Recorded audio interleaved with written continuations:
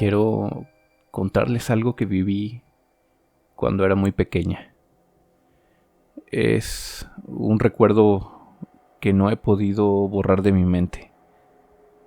Últimamente lo he tenido muy presente por una noticia que sacudió nuestra tranquilidad hace algunos meses. En el periódico local se podía leer como encabezado: los restos de 3 personas fueron encontrados. Abajo, en letras más pequeñas, se ubicaban a inmediaciones del camino que comunica con la carretera que sale hacia Guadalajara.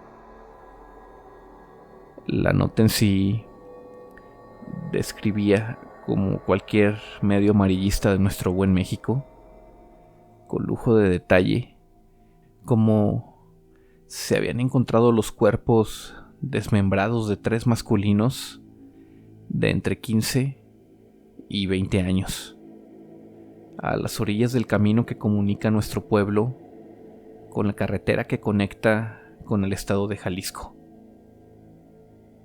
Acompañaron la nota con desagradables imágenes, fotografías del hallazgo.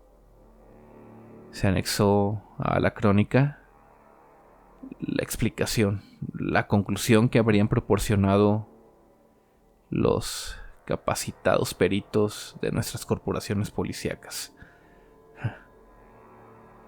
Como era de esperarse en estos tiempos, achacaron el ataque a grupos de la delincuencia organizada. Un ajuste de cuentas supuestamente brillante. No había como tal nada que investigar. Se concluyó solamente que eran muchachos que andaban en malos pasos. Aparentemente los habrían levantado, torturado y después asesinado, para finalmente abandonar sus restos a las orillas de un camino. Uno muy poco transitado por las noches. Soy consciente de la situación de violencia que atraviesa el país. El pueblo en el que vivo es muy pequeño. Cuando mucho somos unas 40 familias. La mayoría se dedica a la pesca, pues acá no hay mucho que hacer. Estamos sobre la costa del estado de Nayarit. Y a pesar de todo, aquí siempre el ambiente ha sido muy tranquilo. Lo que no salió en las noticias fue que a los pocos días se encontró un auto compacto abandonado a la orilla del camino. Era, según se contó por algunos policías que viven en el pueblo, de los jóvenes encontrados. Aparentemente el auto estaba completamente seco, sin gota de gasolina. Y pues, hilando las cosas, la gente sacó sus propias conclusiones. Los jóvenes se habrían quedado sin combustible y decidieron, al desconocer la zona, continuar caminando hacia la gasolinera que está a unos 6 kilómetros de donde fue encontrado el coche. En ese camino, durante la noche, solos, ignorando los peligros que les rodeaban, debieron ser atacados por la cosa que sale de los árboles. Y sé que puede sonar ridículo. A mí también me sorprende creer aún en eso. Pero antes de juzgar, esperen escuchar la historia que tengo por contarles. Mis papás y yo llegamos a vivir esta zona hace 9 años. Vivíamos en Guadalajara y después de trabajar por años, estresado y cansado, mi padre decidió cambiar de estilo de vida. Compró con sus ahorros una pequeña casa cerca de la playa, en un pequeño y tranquilo pueblo al sur del estado de Nayarit. Cuando nos mudamos, compró también una pequeña propiedad en medio de la nada, con la idea de criar algo de ganado. Al principio sí tuvo unas pocas reses, pero lo terminó dejando. Actualmente, esa propiedad está en completo abandono. Y fue entonces, por esos primeros días en la región, que un sábado por la tarde, mi mamá y yo acompañamos a mi papá a dejar algo de alimento para sus animales. Llevaba siempre todo cargado en un pequeño remolque que enganchaba a la camioneta familiar que tenía en aquel entonces. La tarde en aquel potrero transcurrió con normalidad. Cuando comenzó a oscurecer, también comenzó la lluvia. Y fue ahí que mi papá decidió que era buena idea volver. Pero la camioneta se atascó al salir del terreno.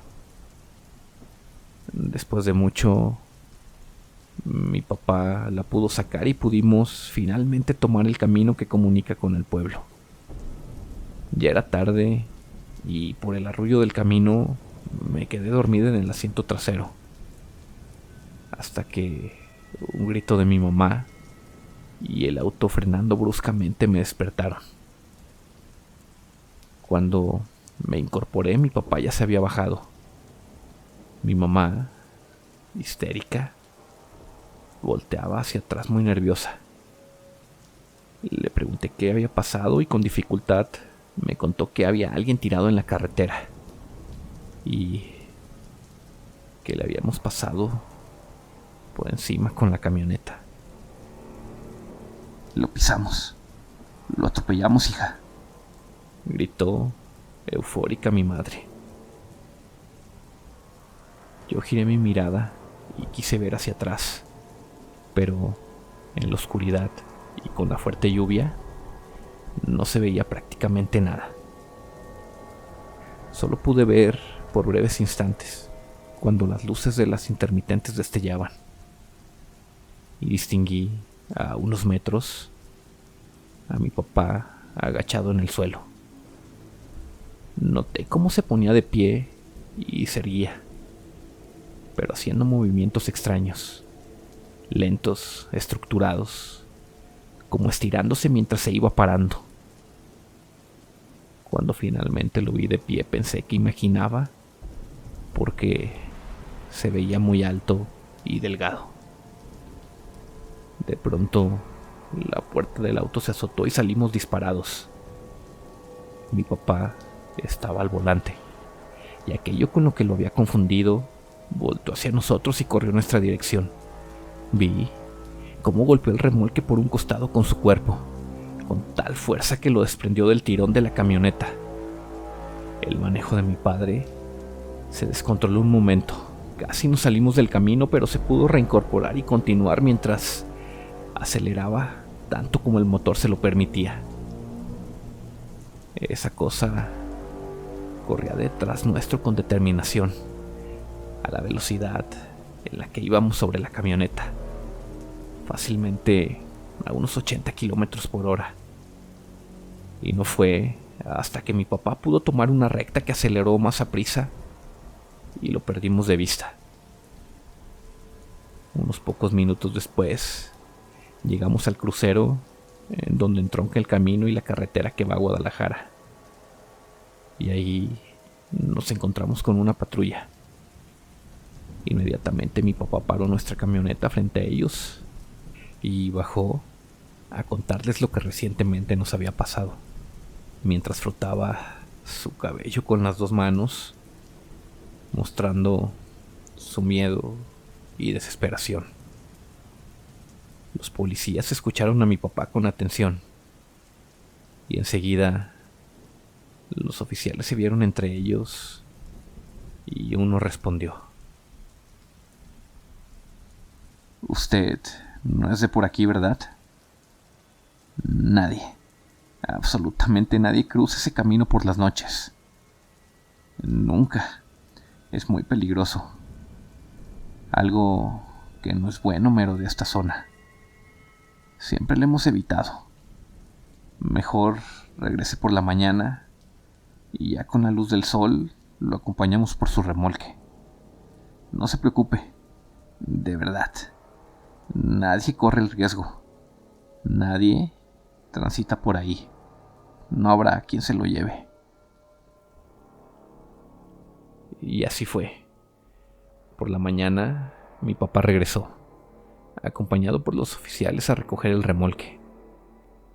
Cuando llegó a casa, pude ver la zona en donde vi que aquel hombre lo había golpeado con su cuerpo. Estaba muy doblado, como si un auto lo hubiera chocado. Después de ese incidente, obviamente dejamos de transitar por esa zona durante las noches.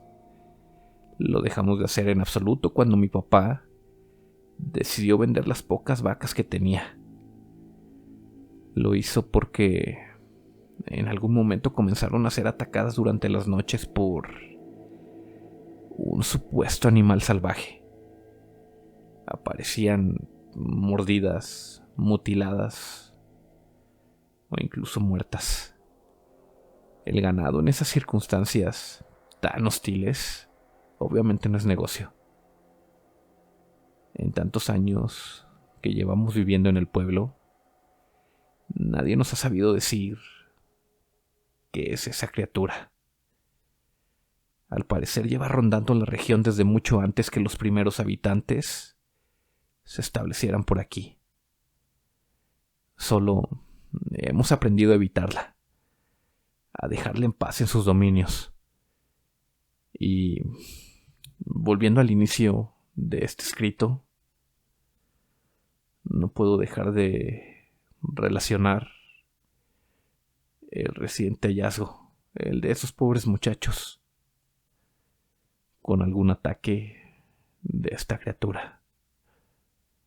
Gracias por leerme.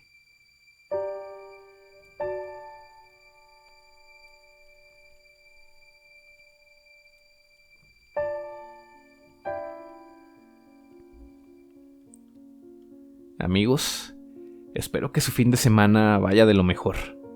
Gracias infinitas por dejarnos acompañarlos, así, con una buena historia de terror. Cuéntenme, ¿qué les pareció? ¿Les gustó el relato de esta semana? ¿Qué esperan para contarnos su historia? Aprovecho y vamos rápido a nuestra sección de saludos. Un abrazo a Mabel García hasta Argentina, quien nos pide historias sobre bucles temporales. Si alguien tiene alguna, por favor, compártala con nosotros para poder contarla. Un saludo a Gabriela Ramírez, a nuestro buen amigo Peregrino del Terror, a Guadalupe Gutiérrez, a Sandra Quesada, a Itzel Hernández, que siempre son de los primeros seguidores en comentar. Saludos a Diana Sánchez, a Claudia Sánchez, a Rosy87, quien apenas se suscribió al canal. Bienvenida.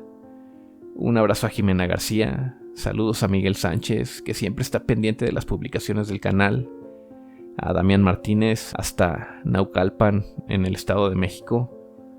Un abrazo a nuestro amigo Gabriel Ixba, que nos manda sus felicitaciones por poder publicar más historias.